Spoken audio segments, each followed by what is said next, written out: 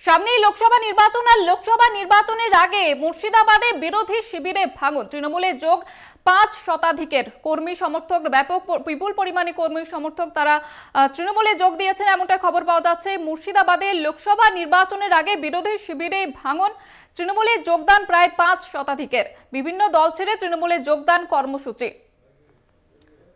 সামনেই লোকসভা নির্বাচন এবং লোকসভা নির্বাচনের আগে বিরোধী শিবিরে বড় সড় ভাঙন, এটা কিন্তু বলা যেতে পারে।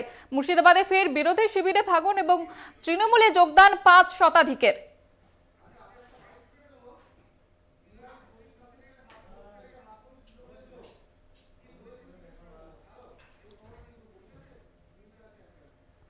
বিধায়ক সৌমেন হোসেনের হাত ধরে তৃণমূলে যোগদান কর্মসূচি, কি বলেছেন তিনি আপনাদের শোনাবো।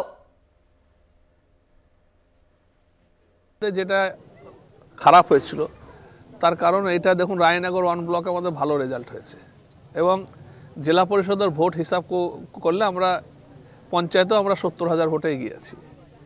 এটা যেহেতু ডোমকলের গায়ে লাগা অঞ্চল এবং ডোমকলে আমরা দেখেছি প্রচণ্ড রেজাল্ট খারাপ হওয়ার কারণে এবং রায়নগর 2 ব্লকে সেই হাওয়াটা এখানে পড়ে গেছিল এবং কিছু অঞ্চল নেতৃত্ব ছিল তাদের ওপর ক্ষোভের কারণেই, যেমন পঞ্চায়েতে আমাদের খারাপ হয়েছে, অপরদিকে পঞ্চায়েত সমিতিতে 3টে সিটি আমরা জিতেছি, জেলা পরিষদ আমরা জিতেছি।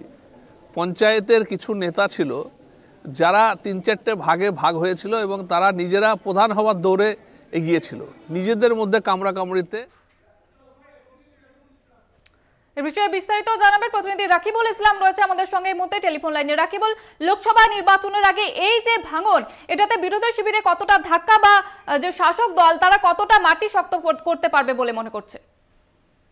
দেখো, গত বিধানসভা নির্বাচনে রানীনগর বিধানসভায় ব্যাপক ভালো ফল করেছিল তৃণমূল, তবে পঞ্চায়েত নির্বাচনে সেই ফল কিন্তু এসে দাঁড়িয়েছিল খুব খারাপের দিকে। ফলে আগামী লোকসভা নির্বাচনের আগে পাখির চোখ করে সমীক হোসেন তিনি সংগঠনকে চাঙ্গা করতে একদম বুথ স্তরে নেমেছে। ফলে যে এই যে যোগদান, তাতে কিন্তু বিরোধী শিবিরকে একদম চাপে ফেলে দেবে এবং চিন্তায় পড়ে যাবে। বোঝাই যাচ্ছে লোকসভা নির্বাচনের আগে এই যে ধাক্কা, কিন্তু বড় প্রভাব পড়তে চলেছে লোকসভা নির্বাচনে বিরোধী শিবিরে। ধন্যবাদ তোমাকে।